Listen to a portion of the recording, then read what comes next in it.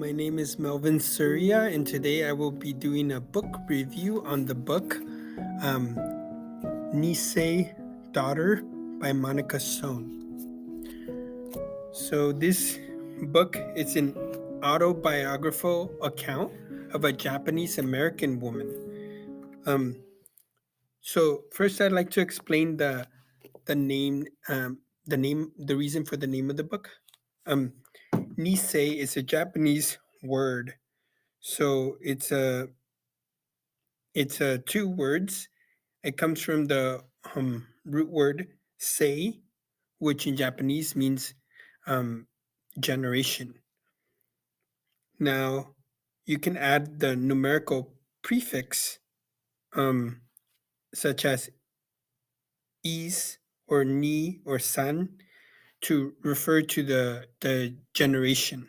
So for example, isei, nisei, and sansei.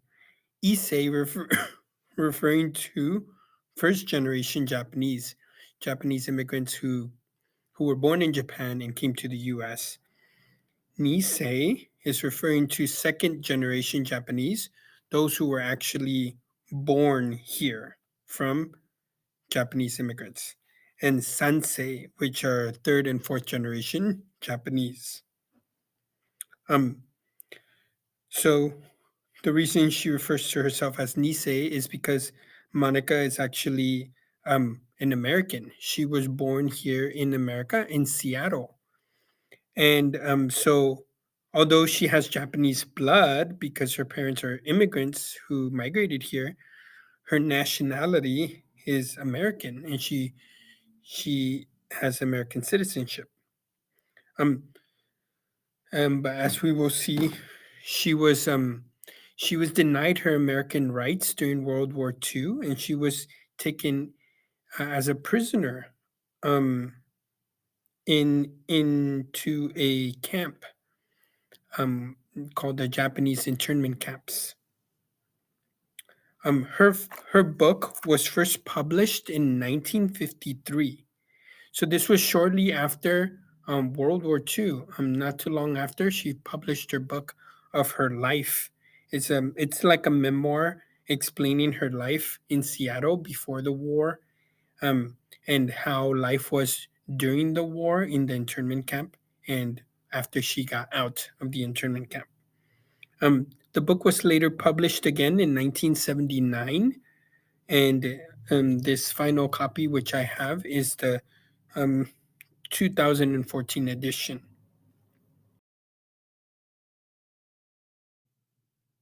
So her book is very entertaining. She's very witty and humorous, and there's a lot of things in her book that I could relate to, especially in parts when she talks about her childhood and her being born to immigrant parents. I could relate to that because my parents also came to the U.S. as immigrants. The only difference is that I wasn't born in the U.S. I was born in El Salvador, but I feel like I was born here because I came here when I was only 3 years old. Um, there's some humor when her parents try to speak English and they go to like PTA meetings or they have parent teachers conference and their parents can't make themselves understood and she has to interrupt and translate. And those are experiences that I've also had in my life. So that's how I could relate to her. Now, she was born in Seattle in 1919. Her name was Kazuko Monica Itoi. Her parents actually gave her a Japanese name as well as an English name. So her middle name is Monica, but her first name is Kazuko. Um, she was born in a family of six. Her father and mother are Japanese immigrants. She has two brothers and a little sister. Um, so the story begins in the beginning. She explains that her father came here as a Japanese immigrant when he was in his late teens or early 20s, and he actually came to Yakima where I'm living now, and he worked for some time in the potato fields in Yakima. in the early 1900s. And he wanted to become a lawyer, but um his dream kind of faded out um in America, and eventually he goes back to Seattle and ends up marrying his her mother. Her mother also came as a Japanese immigrant, and together they formed their little family, and that's where Katsuko Monica was born in 1919. And by the time she's born, her father and mother own a hotel in Seattle. It is called the Carlton Hotel. It was located on Main Street in Accidental Ave, right on the waterfront of Seattle.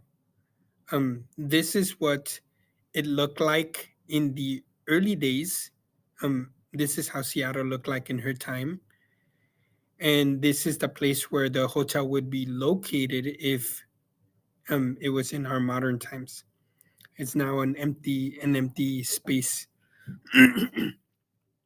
One interesting thing I found is that in her book she refers to this place as Skid Road, which I don't think it's no longer called that. Um, but it is now called. It is the area where you find Chinatown and International District. I don't know if you've been down there in Seattle.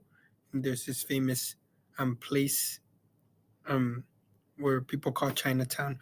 One interesting thing is that before it was called International District, there was two towns actually in Seattle. There was Chinatown, and right next to Chinatown was Japantown. In the prefix of her 19 1979 book, um, she explains that Japantown was common in the U.S. Just as much as Chinatown. But after World War II, um, cities that had Japantown are no longer existent. Their names have been changed, as it has been with Seattle. The place that we would call Japantown is now called International District, and that has to do with the fact that there was tensions between Japan and the U.S. during World War II, and so all of that was changed. So that was very interesting to know. She finds out about her Japanese identity when she was 6 years old. She explains that when she was 6 years old, her mom told her that she was Japanese, and she didn't know what that meant. Um, and she got to know about her Japanese culture because she was sent to grammar school.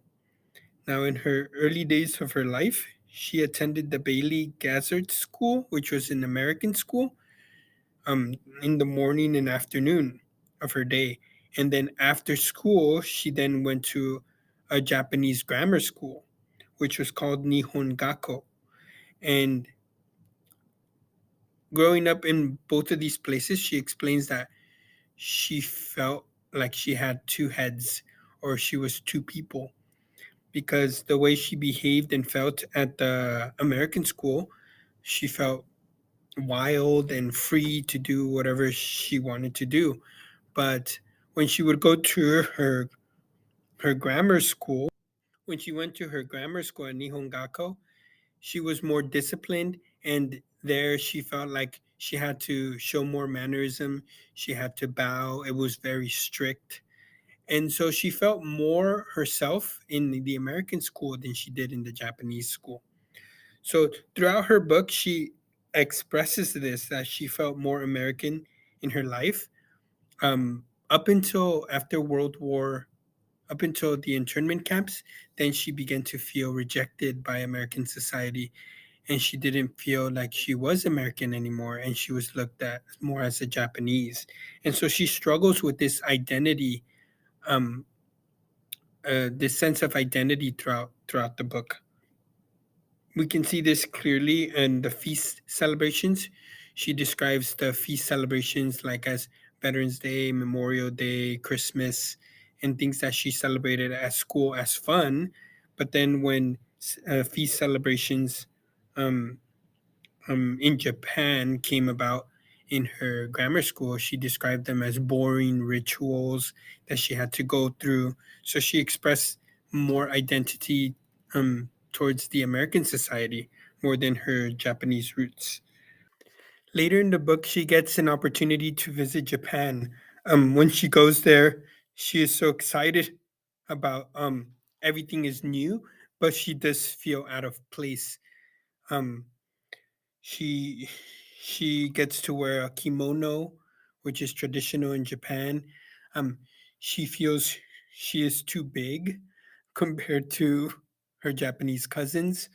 Um, she also gets in a fight with her cousin, who she describes as very selfish, and some and during her summer stay there, she also gets in a fight with Japanese kids. And through this, you can tell there was already tension between Japanese people and Americans, because it seemed like her stay in Japan, she wasn't welcomed. And there's a time where a bunch of boys surround her brother and pick on him for his accent and telling him, "Are you American? Go back to your country," and things like that. Um, and so they pick a fight with him, and they actually start beating him up just for being American. And she goes and fights them as well. And so they're completely shocked when she starts scratching them, biting them, because that is not custom in Japan. They've never seen a woman fight. So the kids are like so disturbed by by the way that she acted. So it's a very humorous part in the story, but it does show the racism on both sides.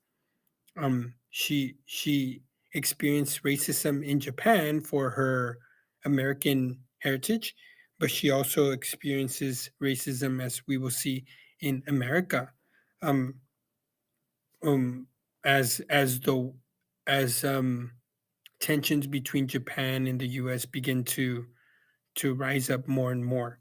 There is a reason why her dad takes her to Japan. She realizes this because she falls in love with her grandfather, which is her father's dad, and she wants to take him to the US. And she pleads with tears for her grandpa to come with them to the US, as so do her brothers. Um, but in it, she explains the reason why she went to Japan, and I quote, she says, "Many years later, I learned why he could not come with us. In 1924, my country, which is the US, had passed an immigration law which kept all Orientals from migrating to America since that year. Those who had come in before the time could stay, but there would be no more new ones. That was why father had taken us to Japan, so grandfather could see us and say farewell to his son, who had decided to make his home across the sea. The children who had been born in America belonged there, and there he and mother would stay." So we can see already in 1924, Japan was already restricting, the US was already restricting um, Orientals or Japanese people to come to America. So that was interesting. Another thing that her trip to Japan, she realized more of how her identity was more American than Japanese. She says, "We had explored the exotic island of the Japanese. I had felt the charm of its people. I had been impressed by its modern cities as well as by its historic beauty, but I had felt I was an alien among them. This was home to me, this lovely Puget Sound harbor stretched out before us." So through this, she lets us know that she feels at this moment in life more American than she does Japanese. She also felt racism when she was in the U.S. When Japan attacks Shanghai. Um, um, they're not at war with the U.S. yet, but she describes going through Chinatown and Chinese people staring her down. Um, when she wanted to go swim in a lake, she describes the manager of the lake saying, "We don't allow Japs here," and they were denied access. Um, and she would tell them, I'm American. I'm an American citizen," but still she would feel uncomfortable and she would leave. So there was a lot of racism she experienced. There was one summer when her mother, when they wanted to rent out a house in Alki Beach, and it was predominant a white neighborhood. And even though there was a lot of rentals, like they had even signs on their windows saying that the places were for rent for the summer, they would deny it to her mother because she was Japanese. And at first she couldn't believe that. They would say things like, "Oh, sorry, this place is already taken." But then finally, one white woman tells her, "We're not renting to you because you're Japanese." And so she feels offended. And so that's when she begins to realize her Japanese identity. In the chapter titled Pearl Harbor Echoes in Seattle, she describes that on a peaceful Sunday morning on December 7th, 1941, they were in a choir rehearsal at the grammar school. And a Japanese student from the University of Washington runs in and says, and tells them that we're at war with Japan, and that he heard in the radio that Pearl Harbor was bombed. So she quickly, her and her brothers run home and they meet with their parents. At first, her dad thinks it's all propaganda and doesn't believe the news. But eventually, he's able to tune into a Japanese radio across the water with a lot of static. But he hears in Japanese radio that they talk about the bombings of Pearl Harbor, and that's when it sinks in, and he realizes that the two countries are at war. Some of the interesting things that she experienced during this time was pressure from her community. So I'll read. It says, "The pressure of war moved into our little community. The Chinese council announced that all the Chinese would carry identification cards and wear China badges to distinguish them from the Japanese. Then I really felt left standing out in the cold. The government ordered the bank funds of all Japanese nationals frozen. Father could no longer handle financial transactions through his bank accounts, but Henry, his son, fortunately was of legal age so that business could be negotiated in his name." She continues, the FBI agents continued their raids into Japanese homes and business places and marched the Issei men away into the old red brick immigration building, systematically and efficiently, as if they were stocking a cellar full of choice bottles of wine. During these raids, her and her family were preparing for the worst. They thought her father would be taken, but slowly, different Japanese people were disappearing. They were being taken by the FBI. So they expected that to happen to her father. But then came the news that President Roosevelt gave the order to take all Japanese people, the Issei and the Nisei. And this is where she was taken as a prisoner. In this part of the book, she goes into great detail about her internment camp. The executive order by President Roosevelt was issued on February 1942, and it was called Executive Order 9066. And it said that all Japanese people all along the West Coast, here's a map, they were to be taken out of their homes, out of their businesses, everything. They were to lose everything and be taken into internment camps till further notice. She describes that she was taken to a place in Puyallup. At first, she stayed there for a few months with her family. Her experience there was very bad. Her first months there, half of the Japanese prisoners got food poisoning from the food that they fed them. The place is described as full of mud. It was always raining, and the whole camp was all full of mud. So it was a terrible experience. But most of her description of the camp, she doesn't speak in anger with the US. It's very strange. And she doesn't complain. She just expresses what took place.